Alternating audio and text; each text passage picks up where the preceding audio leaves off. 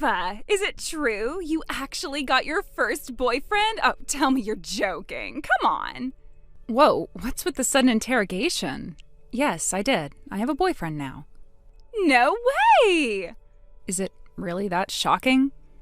Yes. We're talking about you.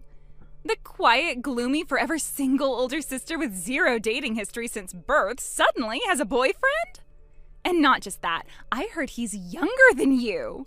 He's only 2 years younger. That's not a big gap. Wait. That would make him my age. Oh, yeah, I guess it would. OMG. You have to introduce me. When can I meet him? No. What? Oh, that was fast. You didn't even think about it. Exactly, because I already know what you're planning. What's that supposed to mean? Don't play innocent. I know your track record. How many of your friends' boyfriends have you accidentally started dating? How many cute guys have you snatched the moment someone else got close? Ugh, I hate the way you said that. Why? It's true. It sounds like you're accusing me of plucking men off trees just to toss them aside like trash.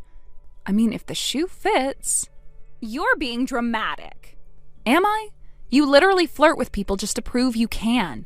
You love the thrill of stealing someone's attention, and once they fall for you, bam, ghosted, gone. Next. Okay, that's not entirely fair. It's more than fair. And that is exactly why I'm not letting you anywhere near my boyfriend. Not until you outgrow whatever toxic needs you have to compete with other women by destroying their relationships. Wow. Okay, so you really think I'm some boyfriend-hunting monster? Yes, until proven otherwise. You're just bitter because you finally got something I might want. You don't even know him. You haven't seen his face, heard his voice, or had a single conversation with him. You just want to claim him because you're not used to me having something first. And I'm not playing that game. Okay, fine. You won't let me meet him, but at least let me see what he looks like. Just a photo? Nope. Why not? Because the moment I do, you'll start calculating the exact angle to slide into his DMs. You are such a jerk. When did you get so possessive? Maybe around the time I realized you don't understand what boundaries are. Ugh, come on. I'm not that bad. You are exactly that bad. Remember Rachel and her boyfriend Chris? Yeah, I do too. How about Lydia's summer fling or Megan's study partner from college? Those were complicated situations. You were the complication. So you seriously think I'd go after your boyfriend? Yes. Not even out of love, just for the thrill of it. Okay, now you're just being mean. I'm being realistic. Look, if you actually want to be part of my life, you're going to have to earn that trust back. I'm not going to just hand it over because we share DNA. Wow, you really mean this, huh? I do. This guy is different. He makes me happy, and I don't want to invite chaos into something that's finally going right. You're really not even going to show me a picture? Nope. Ugh, you're such a stingy old hag sometimes. And you're still acting like a spoiled child who thinks everything she sees is hers for the taking. Whatever. I don't even care that much anyway. Good. Then we're done here.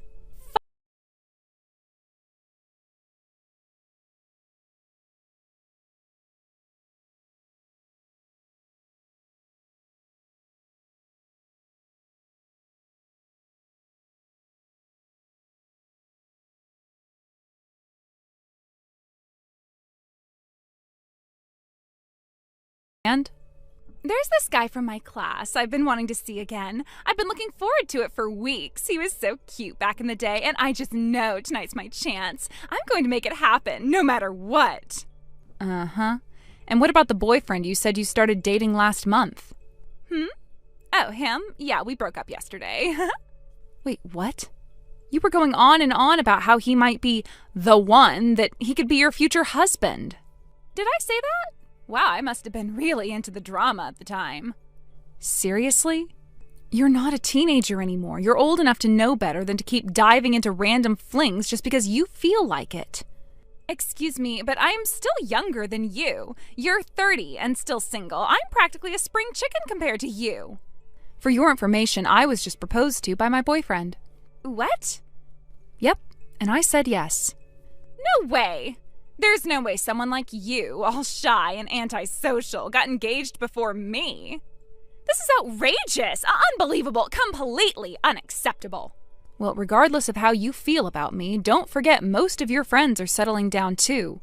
Getting married, having kids, building actual lives. Ugh, don't remind me. If you're really that frustrated, maybe it's time to stop tossing men aside the minute something feels off and start taking love seriously for once. Ugh, I hate that part of you.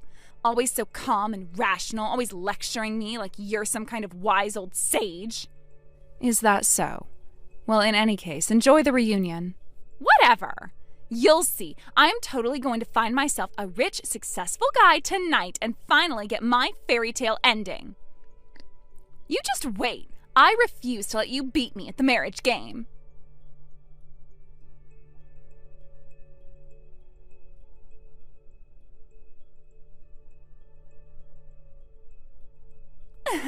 Ava! Emma? Wait, hold on. Didn't you stay out all night? Busted.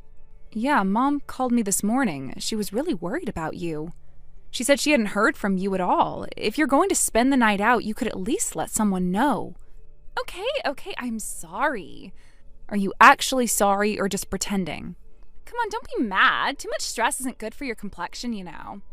Ugh, you're impossible sometimes.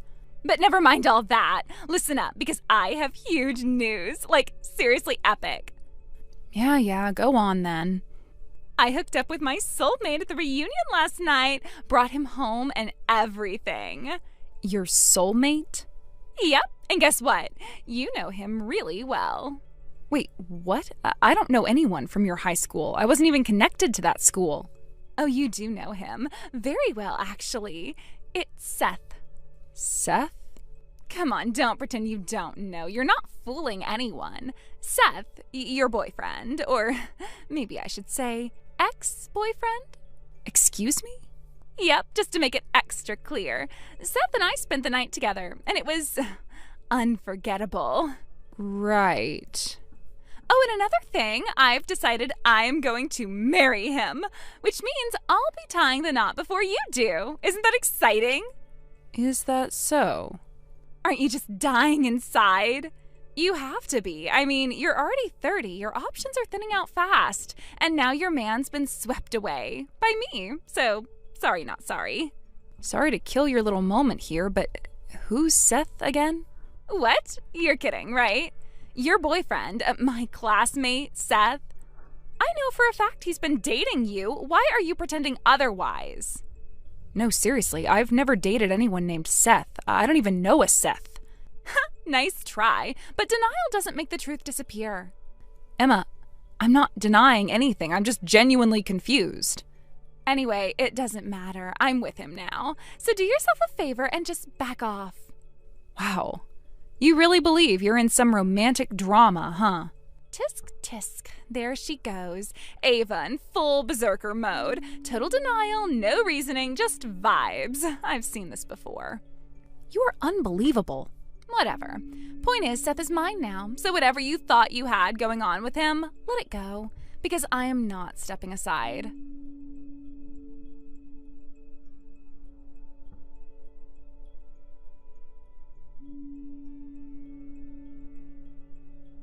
Ava, hey, so I heard something interesting. You haven't broken up with Seth yet, have you? Ugh, are we doing this again? Mom called me this morning. She said you're still moving forward with wedding plans, even though there's no way that day's ever going to come. You seriously think you're going to walk down the aisle with him? Please. And you're one to talk. Didn't I just see you strolling down the street the other day, clinging to some older guy like you were glued to him? What happened to your supposed fiancé, huh? That guy was just a fling, a little fun. Seth is still my real fiancé. So, you are cheating on him? Wow. You really don't even try to hide it anymore, do you? Forget that. I've got news for you. News that matters. What? I'm pregnant with his baby. So if you've got even a shred of decency left, you'll back off and let me have him. Wait, what? You're saying you're pregnant? Yes. And you know what? This is karma. You've been walking around like you're better than me just because you got engaged first. Oh, wow. Ava's got a younger guy now. Oh, look, Ava's getting married before me. I hated that. So I took what mattered most to you. Your man. Emma. All those nights I stayed up obsessing after that reunion, all that effort I put in to make him fall for me, finally paid off. You were careless. You left the door open and I walked right in. Just so I'm clear, this Seth you're talking about, he's the guy you met at our high school reunion, right? Your classmate? Yeah. Seriously, why are you acting like you don't know him? You said his name before. See, that's the thing. I think you've got the wrong person. My fiancé, his name isn't Seth. In fact, he's not even close in age. He's 10 years older than me. Huh? Wait, didn't you say you started dating a younger guy? I did. That was months ago. It didn't work out. We lasted like 2 months. That relationship is long over. Right now, I'm with someone I met through work. He's mature, stable, grounded, and his name is Marcus, not Seth. Wait, what? No, that can't be right. Seth told me you two were dating. Okay, let me ask you something. Does Seth happen to have a cousin named Marcus? Actually, yeah. He mentioned a cousin by that name once, I think. Well, Marcus is my fiancé. No, no freaking way. I live with him. We're engaged. And just so you know, he's sitting right here next to me watching this entire conversation unfold on my phone. And funny enough, as soon as I showed him your messages, he said, "That's Seth, my cousin from A High." Oh my God. And just now, Marcus called him. They had a little chat. Want to know what we found out? I guess? Apparently, Seth has been jealous of Marcus for years. Always saw him as some kind of rival, even though Marcus never really cared enough to compete. And when Marcus got engaged, to me, Seth somehow got a hold of a photo of me on Marcus's phone. He saw it and thought, "That's Emma." Then as if by fate, the high school reunion invite hit his inbox. And that's when the plan clicked in his head. Use your obsession with beating me at everything, especially relationships, and lure you in by pretending he was my boyfriend. He figured you'd fall for it, hook, line, and sinker. You're kidding. You mean I was just a pawn?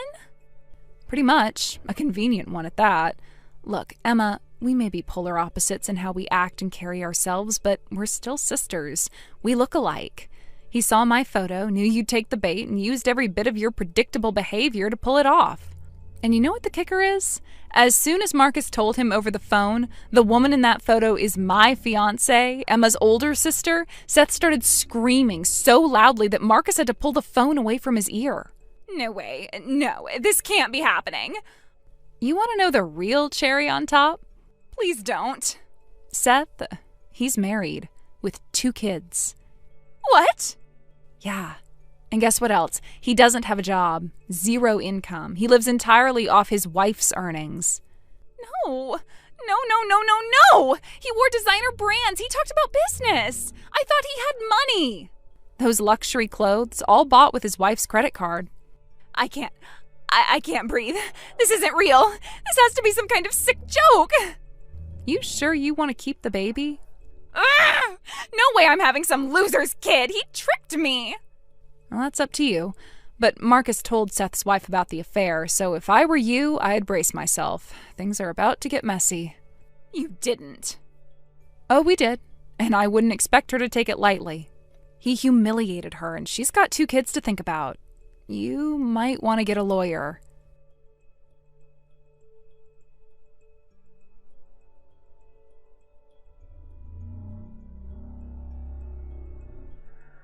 How do I even begin to explain it? The whole situation was a surreal mess, a disaster born entirely from a tangled web of distorted emotions and wild misunderstandings.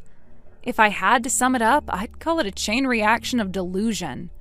A bizarre parade of assumptions fueled by selfish desires and warped intentions, spiraling into what some might even call a full-blown incident. At the center of it all were my sister and a man named Seth.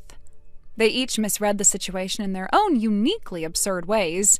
It wasn't love, it wasn't fate, it wasn't anything poetic or meaningful. It was just 2 people convincing themselves that they had the right to steal someone else's partner, each believing they were the righteous one in some twisted romantic fantasy. And in the end, all their scheming, manipulating, and betrayal just canceled each other out. I suppose that's the only real irony in this. While my sister and Seth were busy trying to outmaneuver one another in their warped little game of who can steal whom, both I and my fiancé Marcus ended up completely unscathed. Not a scratch. No broken hearts, no major fallout. It was as if the chaos bounced right off of us and imploded inwardly on the two who created it. In a weird way, it was almost satisfying, if not for the overwhelming sense of exhaustion and disbelief that followed. All I could think of afterwards was, seriously? That's what all of this was for? That's what they sacrificed their relationships, reputations, and dignity over? Misunderstandings, ego? Some delusional power play? It was hard to feel anything but a deep, disillusioned sigh welling up from my chest. I didn't even have the energy to be angry, just baffled. However, there was one person who did feel a very valid sense of rage: Seth's wife. Unlike me, she didn't let it slide. She wasn't interested in irony or philosophical reflections. She saw the betrayal for exactly what it was, calculated theft, and decided to deal with it accordingly. And honestly, I respect her for that. While I chose distance, she chose justice. She hired an incredibly competent attorney, someone with a reputation for being sharp, relentless, and efficient. Under their guidance, she filed for divorce and went after both Seth and my sister with everything she had. Her case was airtight. The evidence of intent, the motives behind their actions, the emotional damage, all of it was meticulously documented. What followed was a brutal but fair legal proceeding where my sister and Seth were each held fully accountable for their roles. From what I heard, Seth lost quite a lot. Money, assets, credibility, and most importantly, any respect he may have still had in their social circle. My sister didn't fare much better. In fact, she may have gotten the worse end of it. You see, one of the most dramatic moments came when she tried to garner sympathy by claiming she was pregnant. Yes, that card. But it was a lie. A desperate, poorly thought-out lie. Once it became clear there was no baby, no ultrasound, no proof, just her empty words, any shred of sympathy people may have felt evaporated. If anything, the false claim only deepened the disdain. Seth's ex-wife added it to the lawsuit as part of her emotional damages claim. The court didn't take kindly to false pregnancy claims being used as manipulation tactics in a legal context. Looking back, I suppose the one small mercy in this entire mess is that she wasn't actually pregnant. The thought of someone like her, or Seth, bringing a child into the world under such circumstances is horrifying. That would have been a true tragedy. At least this way, their recklessness didn't affect an innocent life.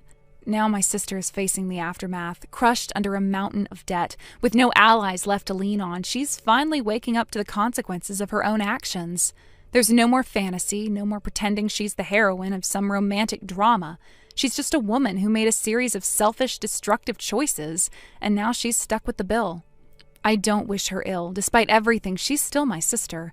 But I do hope she's finally taking this as the wake-up call it's meant to be. I hope she understands how deeply her delusions hurt others. I hope she finally sees herself clearly, without the haze of entitlement and imagined victimhood. Most of all, I hope she works hard, repays every last cent of what she owes, and learns something from it all. Maybe someday she can rebuild her life. Not as someone trying to take what isn't hers, but as someone who understands the value of honesty, respect, and self-reflection. As for me and Marcus, we're doing fine. We're still together, and we've decided to move forward. Slowly, thoughtfully, but with hope. We don't talk about the incident much. It feels like a bad dream we woke up from. But every now and then I glance back and realize just how lucky we were to dodge the emotional wreckage. And as strange as it sounds, I guess I'm grateful. Not for what happened, but for what didn't. For what we escaped. And for the quiet, ordinary peace we've returned to. Thank you for watching and listening. We hope you enjoyed the video. Don't forget to like this video and subscribe. Also, feel free to leave a comment about what you thought of the story. We look forward to seeing you at the next story. Weston? I went to the restroom, and when I came back, you and your mom were gone. Are you guys out shopping or something? Oh, hey, Luna. Took you long enough. What? I wasn't gone that long. Yeah, well, me and my mom got tired of waiting. We decided to head over to the next sightseeing spot without you. Wait, what? Are you serious? dead serious. Look, I'll just say it straight. You're in a wheelchair, and honestly, you're just slowing us down. We figured it'd be easier if we went on without you. You left me here alone in Japan? Yup. Thought you could handle yourself. You know the language, right? Shouldn't be a big deal. What are you saying? My bag is with you guys. My wallet, my return ticket, everything I need is in there. Yeah, well, no point in you having the return ticket if you're not traveling with us anymore, right? You've got to be kidding me. How am I supposed to get back to the U.S. without money or ID? Honestly, not my problem. Maybe you just don't come back? What? Weston, what are you talking about?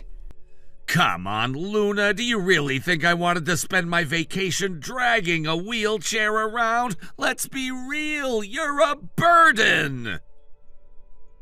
I didn't ask to end up in a wheelchair. Yeah, well, doesn't change anything, does it? Everywhere we go, we have to slow down, find elevators, avoid stairs, skip experiences. Because of you! I want to enjoy my trip, not babysit you 24/7. That is unbelievably cruel. I trusted you. I thought you wanted to travel with me. You really don't get it, huh? You're clingy, you complain constantly, and everything revolves around your needs. You think that's fun to be around? That's not fair. I've never complained about the pace or made demands. All I've ever done is try to keep up, try to be positive. Doesn't matter. I'm over it. So's my mom, by the way. We talked about it, and yeah, we agreed you're too much of a hassle. So we decided to ditch you. Simple as that. You're seriously telling me you both planned this? You planned to leave me stranded? Yup. Oh, and just so you know, I'm keeping your wallet. Thanks for that, by the way. You always were the better earner. No, you can't. That's my money. That's everything I need to survive. Already spent some of it, actually. Japanese shopping is expensive, you know? But hey, your hard work isn't going to waste. I'm sure I'll get some good souvenirs out of it. Please, I am begging you, just come back. Pick me up, give me my stuff. I'll forget this ever happened. Yeah, no thanks. Oh, and one more thing. All those hotel names I gave you for our future stays, totally fake. What? Yup, I made up all the locations. You've got nowhere to go. Me and Mom are off to Kyoto next. Should be fun. I hear cherry blossom season's starting early this year. Weston, you can't do this. This isn't just cruel, it's criminal. Oh, come on, you'll be fine. You're fluent in Japanese, aren't you? You'll figure something out. Maybe you'll grow from the experience, build character, or whatever. You're unbelievable.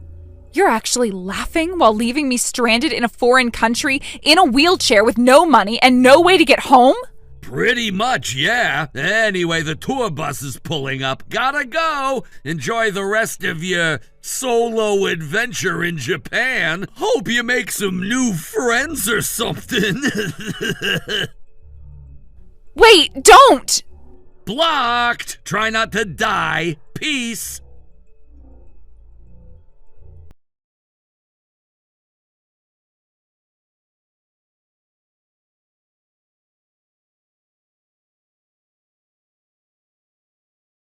Right?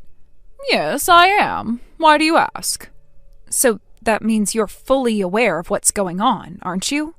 Of course I am. In fact, I'm the one who told him to leave you behind in Japan and come home without you. What? Honestly, we only allowed you to marry into the family because of your education. I thought at least you'd be useful. But now look at you, stuck in a wheelchair. What kind of future can you offer like that? How are you supposed to take care of me in my old age? If anything, we'll have to start taking care of you. What a joke. Even so, I didn't ask to end up like this. The accident... Oh, please, don't start playing the victim now. You're a failure of a daughter-in-law, and frankly, I've had enough of your excuses. This trip was supposed to be a lovely vacation. You've ruined it with your presence. Speaking of which, who's going to be the interpreter now? That was my role up until just a moment ago, wasn't it? Oh, that? Oh, not to worry. I've already met a charming gentleman who offered to interpret for us at a very reasonable price. Wait, what? A stranger? Beth, this isn't America. You should really be more careful who you trust in a foreign country. Oh, stop pretending you're concerned just to get back in our good graces. We're not so easily manipulated. No, that's not what I meant. I'm just saying it's dangerous to... You're such a nosy woman. Honestly, I've had enough. When we get back to America, if you even make it back, I'm making sure Weston divorces you. That's already been decided. He's on board with it too. You're joking. Not at all. And let me add, even if by some miracle you manage to return to the States, don't expect to come back to that house you two were living in. You're getting kicked out. What are you even saying? That house is wonderfully accessible, you know. The renovations for your wheelchair actually made it quite convenient. So I suppose in that sense I can thank you for making it a perfect home for us. Too bad you won't be living there anymore. You really have no shame, do you? And you just never stop talking, do you? Weston and our new interpreter are calling me. I'll be off now. Beth, wait! You're in a foreign country, letting a stranger take the lead in a place you don't understand. That's dangerous. Yes, I'll be careful. You can stop nagging now.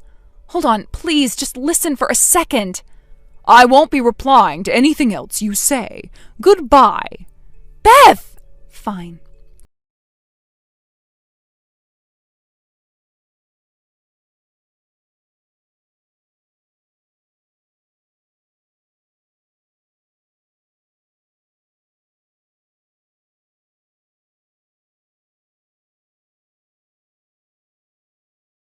To me. Why the hell aren't you responding? Don't tell me you blocked me! Yes. What is it? Luna! What the hell is going on? Are you kidding me right now? Oh, what's this? Did you finally make it back to the country? Yeah, I'm back. I just arrived at the house and... What the hell? Why can't I get in? The key doesn't work. The locks have changed. What the hell happened? Oh, that? Well, I put the house up for sale and sold it. Wait, you what? You sold the house?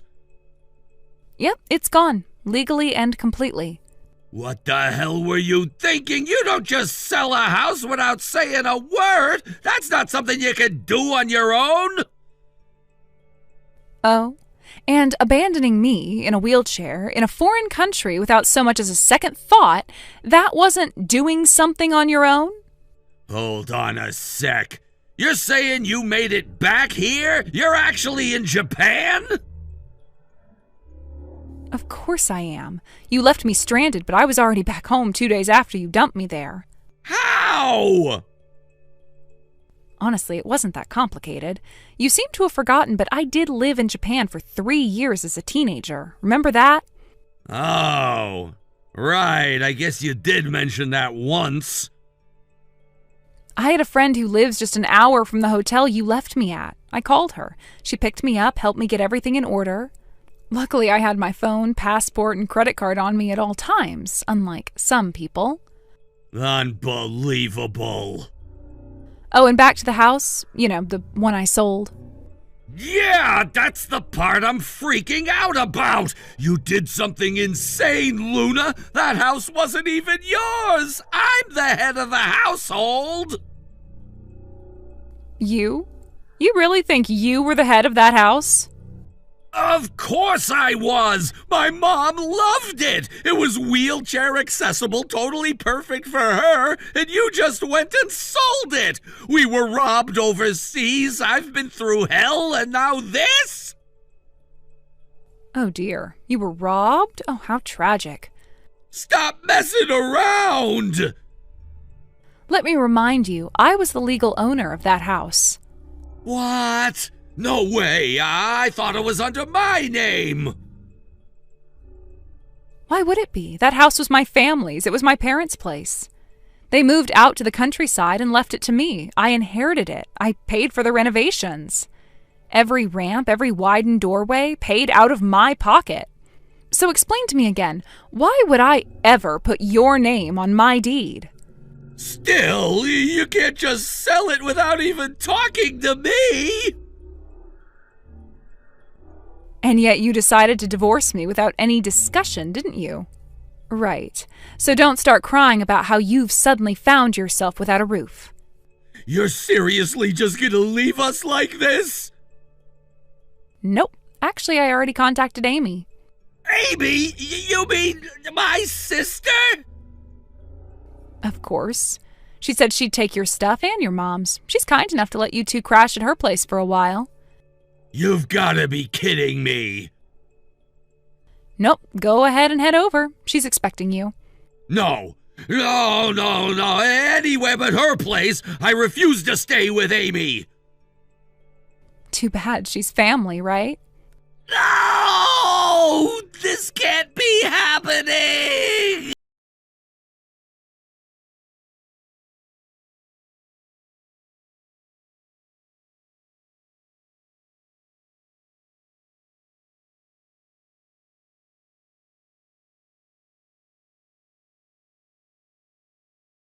It was a disaster!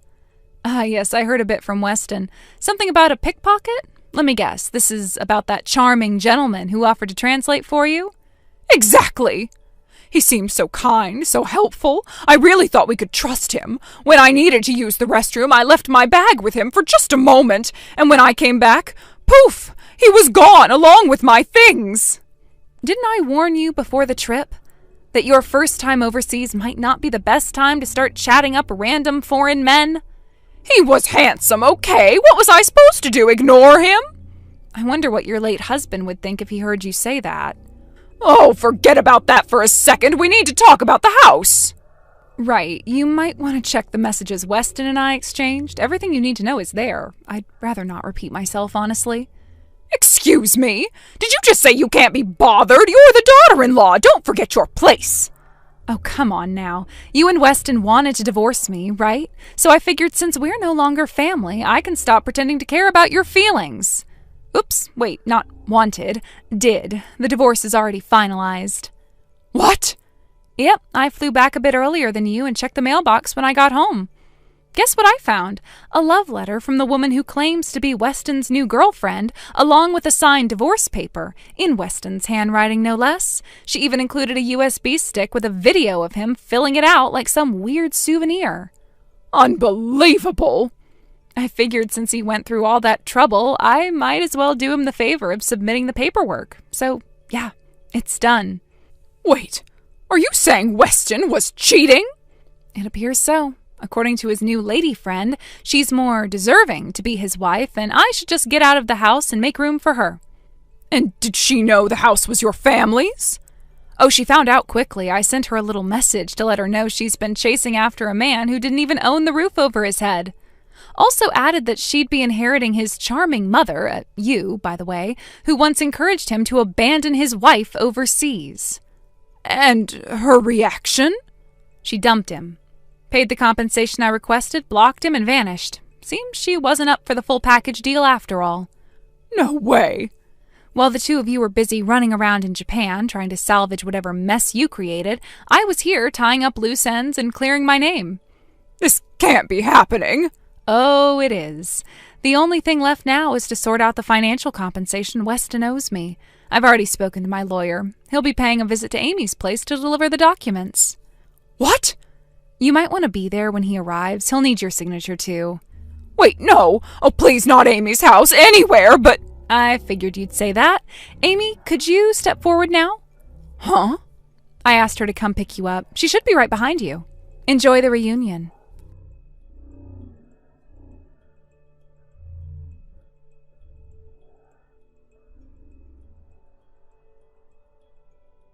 The woman my ex-husband and ex-mother-in-law feared most, Amy, wasn't just any sister-in-law. She was a former leader of an all-female biker gang. Yes, you heard that right. Back in the day, she wasn't just known, she was respected and feared in circles you wouldn't dare enter. But those wild days were behind her now. These days, she was a mother of 2 and living a quiet life as a devoted wife and parent. To anyone who met her on the surface, she seemed mild, composed, and even gentle. But here's the thing about Amy. She absolutely despised injustice. If she saw someone being taken advantage of or mistreated, especially someone she cared about, something would awaken in her. A fire. A presence so commanding it could silence a room, make grown men fumble for words, and apparently reduce my ex-husband and his mother to trembling messes. After getting married, Amy had moved about 2 hours away by car. That physical distance had lulled my ex and his mother into a false sense of security. They assumed Amy was out of reach, out of the picture, too busy raising kids and being a housewife to meddle in family affairs. And so, with her gone, they set their sights on me. Day after day, I was subjected to their ridicule, passive-aggressive comments, outright verbal abuse, and manipulation. My ex, smug in his own infidelity, acted like he could do no wrong, while his mother treated me like some unworthy burden that never should have joined their prestigious family. But here's where their entire scheme fell apart. What they didn't know, what they never thought to ask, was that Amy and I had become close, very close. Since the early days of my marriage, she'd been one of the only people in that family who treated me with warmth and genuine care. We'd stayed in touch even after her move, phone calls, texts, even the occasional visit when schedules allowed. So when I found myself left behind by a cheating husband and tormented by a bitter mother-in-law, I knew exactly who to turn to. I told Amy everything. I told her how her younger brother had abandoned me emotionally, how he'd flaunted his affair as if I should somehow be the one to blame. I told her how their mother encouraged it, blaming me for not being pretty enough or obedient enough. I even told her about the day they left me standing at the curb, luggage in hand, in front of a locked house they'd claimed was no longer mine. Amy didn't raise her voice. She didn't even curse. All she said was, "Leave this to me." The very next week, a large sum of money appeared in my bank account. It was the full settlement amount I'd requested in my divorce proceedings, a figure my ex had previously scoffed at and refused to pay, claiming I didn't deserve a cent. No explanation came with the money, just the transfer. Clean, final, no further dispute. Naturally, I was stunned. I called Amy. She just laughed softly and said, "Let's just say he suddenly remembered what's fair." The details of what happened next are still mostly a mystery to me, but from what I've gathered through mutual acquaintances and whispers from extended family, Amy didn't just confront her brother, she obliterated whatever illusion of control he thought he had left, and she didn't do it alone. You see, Amy still had connections, people from her past who hadn't forgotten what she'd done for them, people loyal enough to jump at the chance to help her out, especially when it came to correcting a wrong. Apparently, one of those connections ran an overseas manufacturing facility, known more for discipline than luxury. Not illegal, but definitely not the kind of place you voluntarily signed up for unless you had nowhere else to go. From what I hear, that's where my ex-husband ended up. Amy arranged for him to be sent there under the pretense of helping him rebuild his life. In truth, he was being trained, as Amy put it, forced to wake at dawn, work long hours in sweltering conditions, and reflect deeply on every selfish, cruel, destructive choice he'd made. No more lounging on couches or playing the victim. No more blaming me or life or anyone else for his shortcomings. His mother, too, quickly fell from grace. With her son out of the picture, she lost whatever power she'd lorded over me. From what I've been told, she tried to reach out to Amy, perhaps thinking she could still manipulate her sweet daughter-in-law, but that ship had long sailed. Amy cut her off completely, making it clear that she stood on the side of justice, not bloodlines. And me? I moved on. For the first time in years, I felt like I could breathe again. There were no more whispered insults, no more silent treatment at the dinner table, no more passive-aggressive jabs, just peace, beautiful, hard-earned peace. I found a small apartment of my own, decorated it however I liked, and started working toward rebuilding my career. I didn't rush into anything. I let myself grieve, process, and slowly rediscover the parts of myself I'd buried to survive that toxic household. And through it all, Amy checked in, offering advice, encouragement, and sometimes just a listening ear. Thank you for watching and listening. We hope you enjoyed the video. Don't forget to like this video and subscribe. Also, feel free to leave a comment about what you thought of the story. We look forward to seeing you at the next story. Gianna? Do you have a minute right now? Oh, hey Harper. Thanks again for having me over today. Yeah, listen, I actually wanted to talk to you about something Could I ask you not to drop by unannounced like that? Oh, don't worry about it. I don't mind at all. No, I do mind, actually. Anyway, seriously, thanks for coming by. And that fruitcake from the department store? Oh, that was really something. Huh? Wait a second. The fruitcake I had in the fridge, it's gone. Hold on. Don't tell me you went into my fridge and just took it. Oh, that? Yeah, Kiki saw it when she was getting juice. It was right there in plain sight, so I figured you left it there for me, as a little gift. No, actually, that cake was a present from my mother-in-law. Oh, wow, really? Well, I guess technically it was already a gift, just not to me. Still, it was delicious, so I'm not complaining. Okay, I'm really sorry, but can I have it back? Wait, what? Why? My husband has a serious sweet tooth. He'd been looking forward to eating that cake. Are you serious right now? You're actually asking me to give something back after you already gave it to me? Oh, that's so cheap. I didn't give it to you. You took it. Well, too late anyway. We already ate it. What? Yeah, my parents were visiting today, and we all had it together, every last bite. It was so good. Thanks again. Are you kidding me right now? Nope, we really enjoyed it. You should have seen Kiki's face. She was in heaven. So, yeah, thanks. What is wrong with you? What? What exactly am I being accused of here? You literally went through my fridge and helped yourself to something without asking. That's stealing. Wow, are you seriously calling me a thief? A mom friend thief? If the shoe fits. You took something that wasn't yours from my fridge without permission. That's theft. Oh, come on. You left it right there, totally visible. Kiki saw it. It looked like it was meant for sharing. I just assumed. You assumed I was gifting you something that was sitting in my own fridge? Well, yeah. I mean, if you really didn't want me to take it, maybe don't leave it out like that. That's the most ridiculous excuse I have ever heard. Look, it's gone. It's been eaten. There's nothing to talk about now, okay? You can't be serious. I'm completely serious. Anyway, this conversation is getting annoying, so let's just end it here. Bye.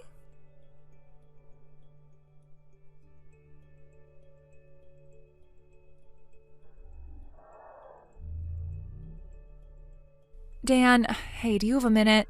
Yeah, what's up? Okay, I'm just gonna get straight to the point. No sugarcoating. What's going on? That roll cake your mom gave us, it got taken by one of the neighborhood moms. Wait, what? Hold on, what do you mean, taken? I'm sorry, I know you were really looking forward to it. I had it saved, I really did, but she just took it. What the hell even happened? How does something like that even go down? Well, it was earlier today. I was outside on the balcony hanging laundry, and out of nowhere, this mom and her daughter just showed up. Totally uninvited, no message, no call, just barged right in.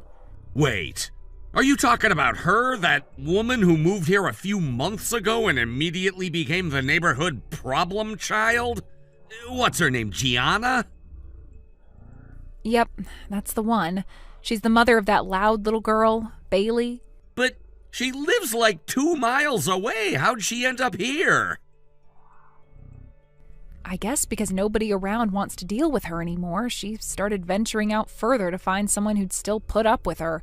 And unfortunately, today that was me. Unbelievable. What a pain. But damn it, that roll cake was super hard to get. Your mom lined up early at the store just to buy it for us. I was really looking forward to that. I know, I feel horrible. She even asked me yesterday to make sure you got to eat it fresh. So what, Gianna just saw it and helped herself? Pretty much. I came back in after hanging laundry, but she was already poking around the fridge. Bailey was screaming her head off the entire time. "I'm thirsty. I want juice. Where's the candy?" It was chaos. She was flailing around, stomping her feet, crying like a banshee. I couldn't even get a word in. God, what a nightmare. Did she seriously just snatch the roll cake and leave? Not right away. She acted like it was totally normal. Said something like, "Oh, this looks good. Hope you don't mind if we help ourselves." Before I could even say no, Bailey was already digging into it before I could stop her. You've gotta be kidding me. I wish I were. It was a total mess. We are never letting them in this house again, ever. Agreed.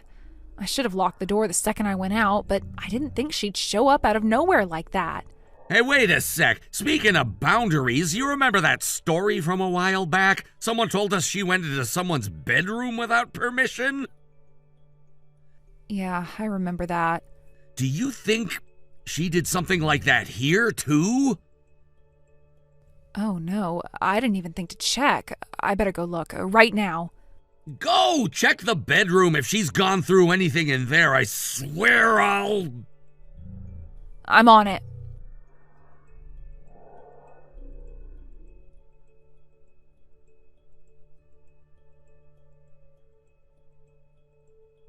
I think something happened. Wait, what? What do you mean? It might be gone. My grandmother's keepsake. Wait, are you talking about that ring? Yeah, I kept it locked in a drawer for the past 2 months just to be safe, but this morning I noticed the lock. It's been broken. You're serious? I haven't touched that drawer in weeks. The key's always kept somewhere Bailey couldn't possibly reach. No way he would have done anything. He doesn't even know about that drawer. Exactly. But the lock's broken and the ring's missing. It doesn't make sense unless someone forced it open. So, do you think Gianna might have had something to do with it? I don't want to accuse her without proof. All I've got right now is circumstantial evidence. She's the only one who's been in and out of this place in the last few days besides us, but that's not enough. Damn. If only we had a way to know for sure. Wait! My bedside! Huh? The camera. The one I set up a while back. Camera? Oh, yeah, I forgot you even had that thing. Which direction is the lens facing? Hang on. It's aimed toward the side of the room. Oh, yeah, it's pointing right at the drawer. Yes! Hold on a second. You're not saying... Yeah, this morning I had this random idea. I wanted to film Bailey while he was sleeping. He looked so peaceful, and I thought it'd be cute to save. So I got the camera set up, but I ran into some trouble with the tripod and didn't finish setting everything properly before I had to leave for work. So... There's a good chance I left the camera recording by accident. If Gianna came into the room during that window of time, and I charged the battery last night, it might have caught everything. Are you serious? I can't say for sure yet. It depends on the exact time she might have come in, but if the battery held out long enough and the camera kept recording, there's a chance it caught her red-handed.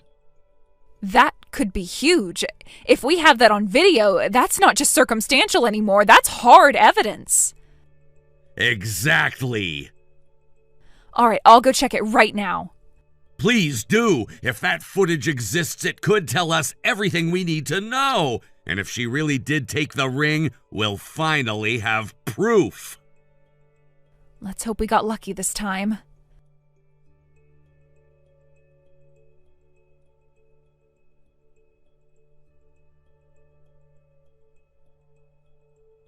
Gianna, do you have a minute? There's something important I need to talk to you about. Oh, for God's sake, what now? If this is about the damn roll cake, I already told you I ate it. I didn't steal it or anything. Someone gave it to me, and that's it. Can you just drop it already? It's not about the roll cake. What? I'll get straight to the point. I want my ring back. Excuse me? Gianna, when you came to our house today, you went into our bedroom without permission. You forced open my drawer. Compared to that, stealing the roll cake almost seems innocent. If you return the ring right now, I won't press charges. Are you serious right now? Wait, are you actually accusing me of stealing some ring just because I was in your house today? You really think it's okay to just throw around accusations like that with zero proof? That is disgusting. Even if I told you I have proof? What? My husband accidentally left the camera recording in our room this morning. We've got clear footage of you taking the ring. Are you serious? That ring was my grandmother's. It's a family heirloom. Give it back, Gianna. Yeah, about that. That ring, it's gone. What do you mean, gone? Well, see, my daughter found it. I guess I'd left it out on the living room table for a bit, and kids, you know. She took it out to the balcony and got curious, and then she found a hammer somewhere. She what? Yeah, apparently I told her a while ago that diamonds are really hard, and she remembered. I guess she wanted to test it. So, she smashed it, like completely pulverized it. You're joking. Nope, the thing turned to dust. It was actually kind of funny. It was my grandmother's ring. How could you be so casual about this? Look, relax, okay? It was probably fake anyway. Some cheap knockoff. If it broke that easily, there's no way it was real. You're seriously this worked up over a little broken jewelry? That little broken jewelry was appraised at $50,000. What? $50,000? I have the certificate if you'd like to see it. Wait, what? Are you actually being serious right now? I am. Come on, there's no way. That thing was probably glass or plastic. You're totally trying to scam me. No, Gianna, you clearly don't understand how diamonds work. What you were talking about earlier, how hard they are, that's called Mohs hardness. It measures how easily something gets scratched. But the toughness, how easily something breaks, is a totally different thing. Diamonds are hard, but they're also brittle, just like quartz. You hit them right and they shatter. No way. Seriously? Absolutely. But it was my daughter. She's just a kid. And kids are the parents' responsibility. You don't get to use her as a shield to dodge the consequences of your actions. But let's be honest here, none of this would have happened if you hadn't stolen it in the first place. Don't you dare pretend you're the victim. So what? I'm just supposed to roll over and accept all this crap because you had some fancy jewelry lying around? Are you hearing yourself? Look, our family's struggling. My husband barely brings in enough to pay rent. Meanwhile, you're over here with your heirloom rings and high-end furniture and all your luxury crap. And you're crying over one ring? God, you rich people are so pathetic. You really think that justifies what you did? Oh, come on. You probably wouldn't even notice if that ring was missing. I noticed. It was priceless to me. And you destroyed it. And more than that, you broke into our house, rifled through our drawers, and stole multiple things. Wait, what? Multiple things? Yeah, you think I didn't notice the missing cufflinks, the tie pins, the earrings? Everything's accounted for. The total value comes out to just under $55,000. 55? What? You've got to be kidding me. No, and we can prove every item with receipts and documentation. No. Wait, hold on. My husband's texting me. Ah, right, I should have mentioned. My husband was furious when we found out what happened. He already contacted your husband. They exchanged numbers a while back during a school volunteer day. What? And we just called the police. They're on their way. You're calling the police? Are you serious right now? Dead serious. And from what your husband told mine, this isn't the first time something like this has happened, is it? What? You've pulled stunts like this before, back where you used to live. But your husband gave you a second chance, a fresh start in a new town, and this is what you do with it? No, you don't understand. It's not like that. Then how is it? Because all I see is a sad, desperate woman who thinks other people's pain is a free pass to make her own life a little easier. Gianna, you're not just irresponsible, you're dangerous. And honestly, I do pity you, but I won't protect you. That ring... My grandmother gave it to me just before she died. I kept it safe for years, and you destroyed it in one day. Not even by accident, but through a chain of choices you made. No one forced you to take it. No one made you lie or laugh about it or blame a child for what you did. I didn't think it'd turn into this. You never do you? That's the problem.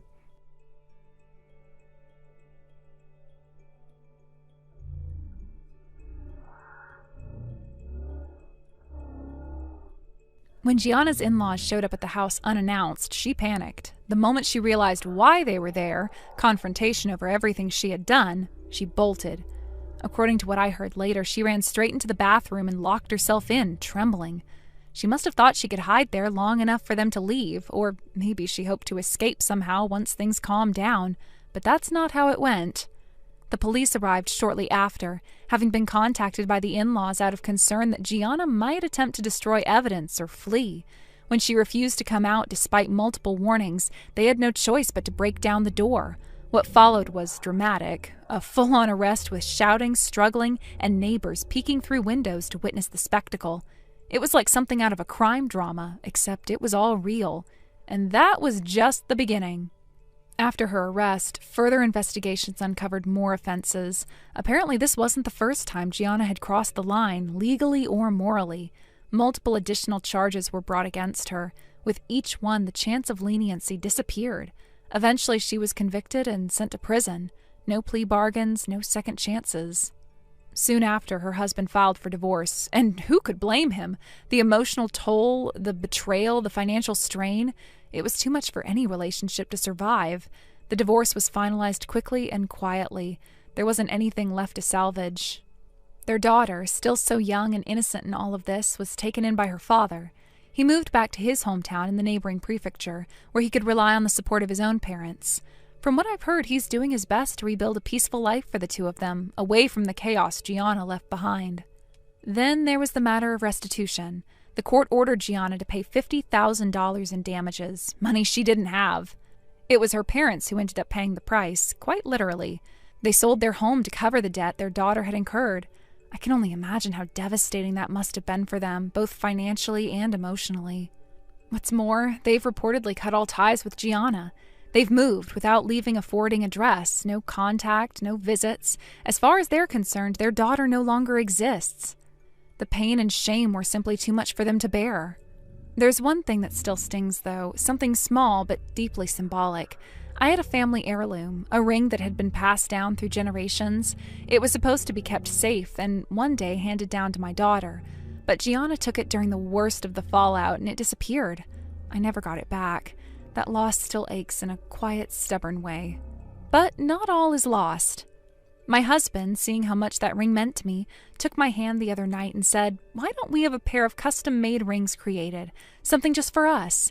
Something that represents our journey and everything we've overcome." His words, his support, they brought tears to my eyes. He reminded me that while some memories are painful, others, the ones we build together, can carry us forward. Thank you for watching and listening. We hope you enjoyed the video. Don't forget to like this video and subscribe. Also, feel free to leave a comment about what you thought of the story. We look forward to seeing you at the next story. Bert, thanks again for today's business meeting. This is Christy from Company A. Good evening, Christy, was it? Wait, hold on. Did I ever give you my personal number? No, we only exchanged our work numbers. This one I got on my own. Then how did you manage to find it? Oh, come on. You're seriously still not getting it? What? Wait, don't tell me. Have we met somewhere before? You really don't remember. Wow, it's me, Christy Flanders, from high school. Wait, what? Christy? Jeez, you really didn't recognize me? Classic you. Still the same bottle glasses wearing loner nerd from back in the day. Though I see you ditched the glasses for contacts now, but clearly your eyes are still as clueless as ever. I mean, I had this vague feeling I'd seen you before, but Christy, back in high school, your hair was bleached and you looked totally different from how you do now, and your last name threw me off too. Yeah, I got married, so I go by Anderson now. Ah, that explains it. What about you, Bert? Huh? I'm asking if you're married. Got a wife, a ring, anything? Oh, well, I'm engaged, actually. No way. Seriously? Some poor soul actually agreed to marry you. What kind of saint goes for a nerdy little wallflower like you? Christy, we're business partners now. Don't you think it's a little inappropriate to dredge up our high school past and throw personal jabs like that? Excuse me? Since when did being honest become inappropriate? And anyway, not much has changed. Even now, our positions aren't all that different, are they? What do you mean by that? I mean, I'm working for a major corporation, a real player in the industry. And you're with one of our subcontractors, a vendor, a supplier. You know how that hierarchy works, right? General contractors are above subcontractors. That's just how business and the world works. Look, I'm not denying that in business relationships there's sometimes a power dynamic. That happens. But applying that kind of hierarchy to our personal relationship? That's not right. Oh, listen to Mr. Morals over here, getting all high and mighty for a subcontractor. Well, I'll pretend I didn't hear your little lecture just now out of kindness. But moving forward, you better remember your place. Crawl if you have to. Just make sure you're useful to me and my team. Got it, underling?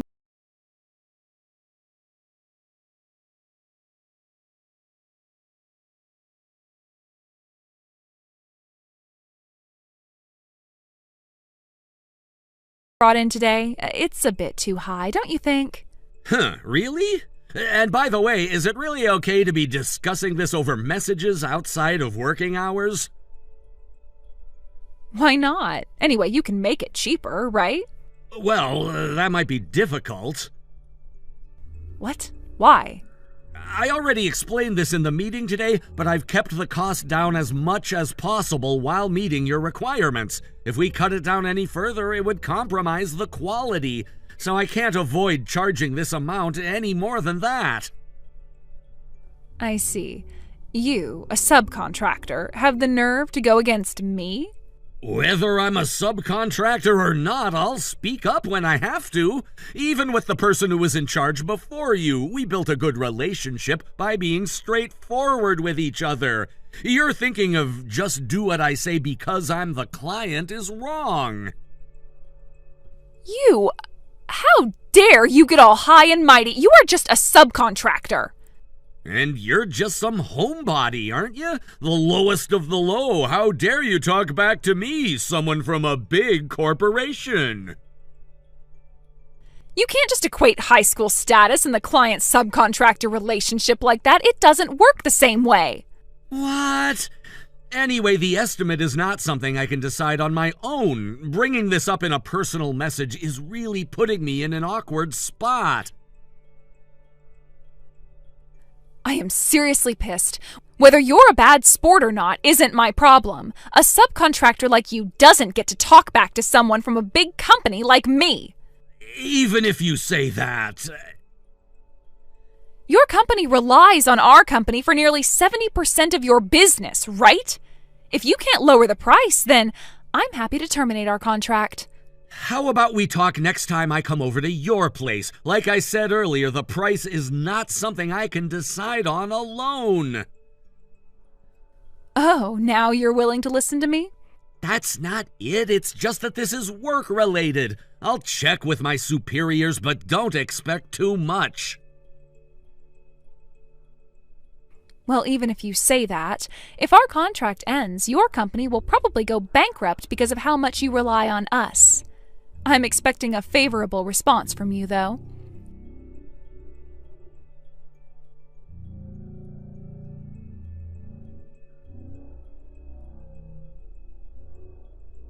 Bert, are you kidding me right now? Why the hell haven't you called me back? What? What's this about?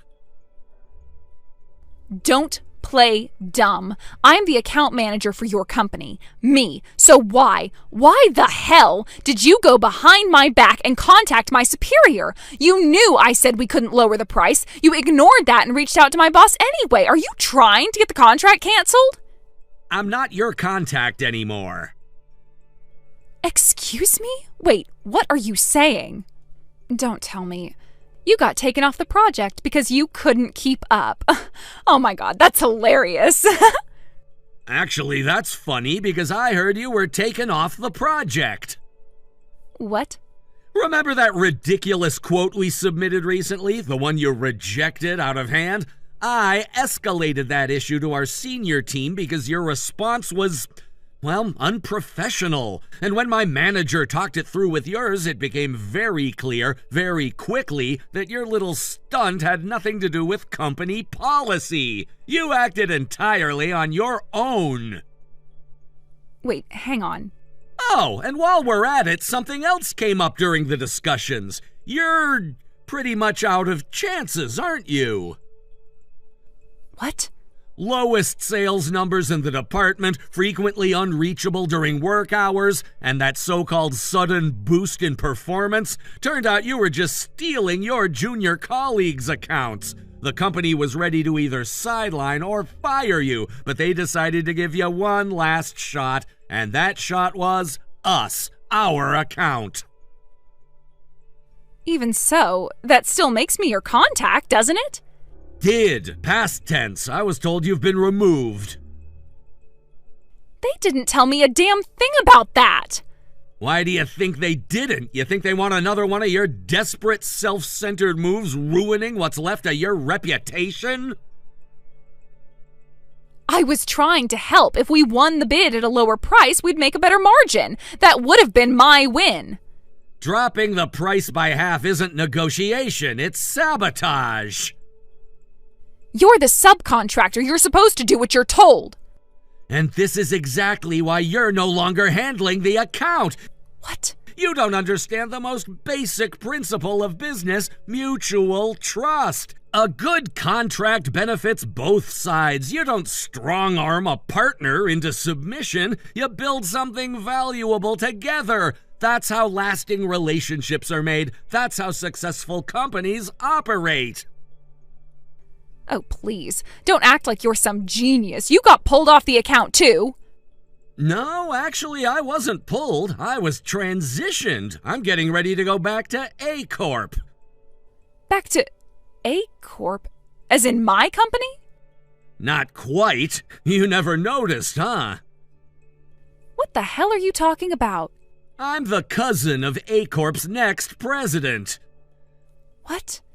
Yeah, my last name's different. He's from my mother's side. I used to work at a subsidiary of A Corp. My cousin wanted me to be his right hand when he took over, but before that he told me to go learn the ropes in the outside world, get real experience. That's how I ended up at my current job, just wrapping things up now. Wait, so you're telling me you're going to be part of A Corp's leadership? Exactly. I start next month in the executive office. Wow. Well then, how about this? Want to go on a date? What? A real one. And I'm not just talking drinks and small talk. I mean, anything you want. Anything. All I'm asking is you make sure I stay in a good position in the company. Think about it. Just one night and we both come out ahead. Not a bad deal, right? Are you serious right now? Why not? It's just business, right? You really don't see the problem here, do you? What? First of all, you're married, aren't you? I mean, yeah, but come on, nobody has to know. Second, I'm engaged. Okay, but... Third, and this one's important, I want absolutely nothing to do with you. Not personally, not professionally, not in this life or the next. Excuse me? You thought I had positive feelings toward you after all the times you belittled me, called us names, treated my team like trash? That was just... Save it. You dug your own grave, Christy. And just so you know, your department head, the sales director, has been watching this entire exchange. What? Yeah, he saw every last message, every attempt at blackmail, every last desperate move. Oh, God. You were barely holding on as it is, but this? You just guaranteed your own exit. Wait, I didn't mean... I'm done here. I have no more business with you. Please, Bert! By the time I return to A Corp, you won't be there anymore. Good luck with the job hunt. You're gonna need it.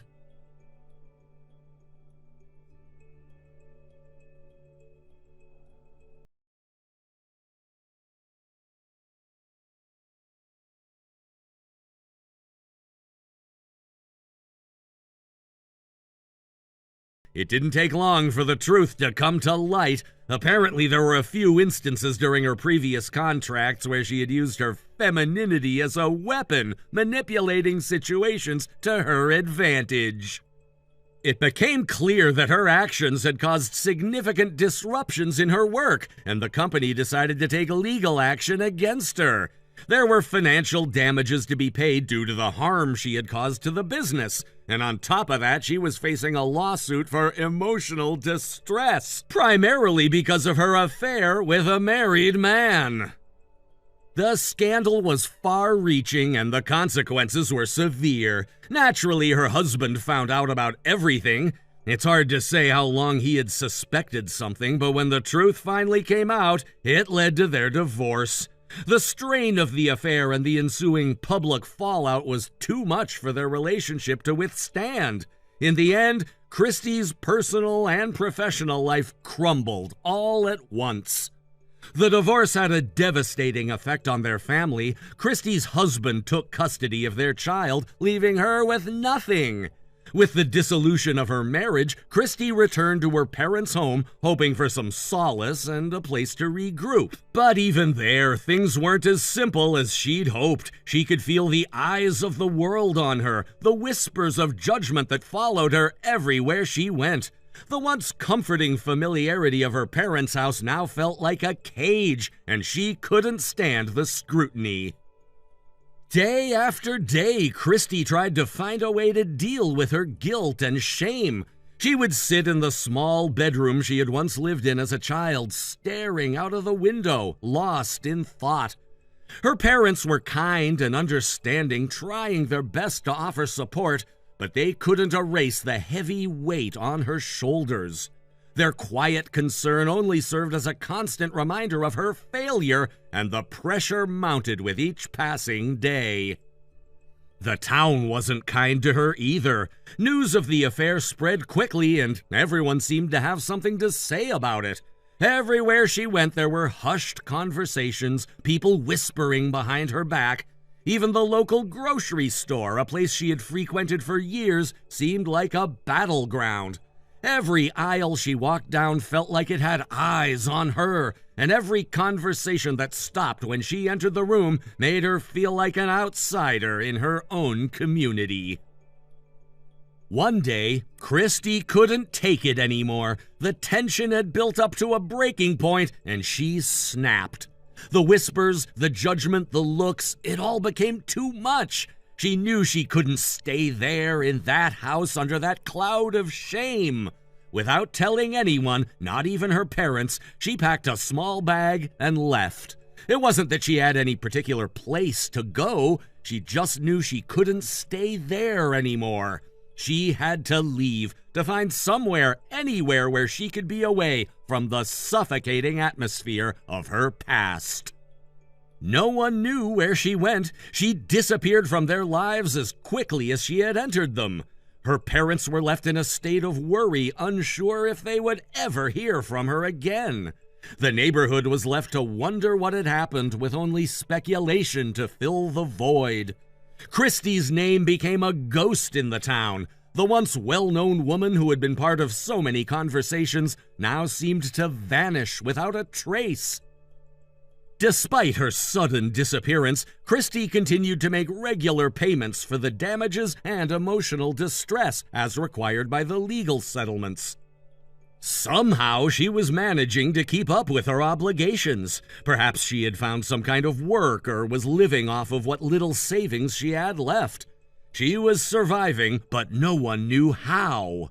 No one knew if she had found a new life or if she was just drifting, lost in a world that had no place for her anymore. Her disappearance raised more questions than answers. What had happened to her? Was she alive? Was she okay? The last anyone heard of her was a vague message from her parents saying that they hadn't heard from her in a few weeks and they were worried. But even they didn't know where she had gone or if they would ever hear from her again. It's strange how quickly things can change, how quickly someone can go from being part of a community to being a complete stranger. Christie had once been a fixture in her town, someone everyone knew. She had had a family, a career, a future. But in the blink of an eye, it all unraveled. Her choices, her mistakes, they led her down a path from which there seemed to be no return. and now she was somewhere out there alone, paying the price for what she had done. But there's one thing about Christie's story that stands out. It's the question of redemption. Does she deserve a second chance? Can someone like her ever make up for the damage she's caused? It's easy to look at her as nothing more than a cautionary tale, to see her as a woman who lost everything because of her own choices. And yet there's something heartbreaking about her disappearance. In some way, it feels like she's been lost to the world, a casualty of her own actions. She may never return, and she may never fully make amends for what she's done, but she is still a person who was once loved, once part of a family, once full of potential. The hardest part of Christie's story is knowing that she might never find her way back. Her life is no longer one that can be easily repaired. The consequences of her choices are too deep, too far-reaching. But there's also a small part of me that hopes she finds some peace, even if she never comes back. I hope she finds a way to rebuild her life, to heal from the pain she's caused, and to find a path forward, however difficult it may be. In the end, Christie's fate remains uncertain. The town still remembers her, still talks about her in hushed tones, but no one knows where she is or what has become of her. All we can do is speculate, to wonder if she'll ever return, or if she's simply gone for good. But one thing is certain, her story is far from over. She may have disappeared from our lives, but she hasn't disappeared from the story of her own life. And maybe, just maybe, that's the most important thing of all. Christie's disappearance doesn't feel like an ending, but more like an unanswered question. The town has moved on, but her absence still lingers. It's a quiet ache that everyone feels, though no one talks about it anymore. In some ways, it feels as though she's waiting for the right moment to return, if such a moment ever comes. Maybe one day Christie will reappear, and the town will have to reckon with the choices she made, with her mistakes and the aftermath of them. Until then, though, all we can do is wait and wonder, just like the rest of her story that remains unfinished. Thank you for watching and listening. We hope you enjoyed the video. Don't forget to like this video and subscribe. Also, feel free to leave a comment about what you thought of the story. We look forward to seeing you at the next story. Thank you for watching. Please subscribe and hit the like button. See you next time.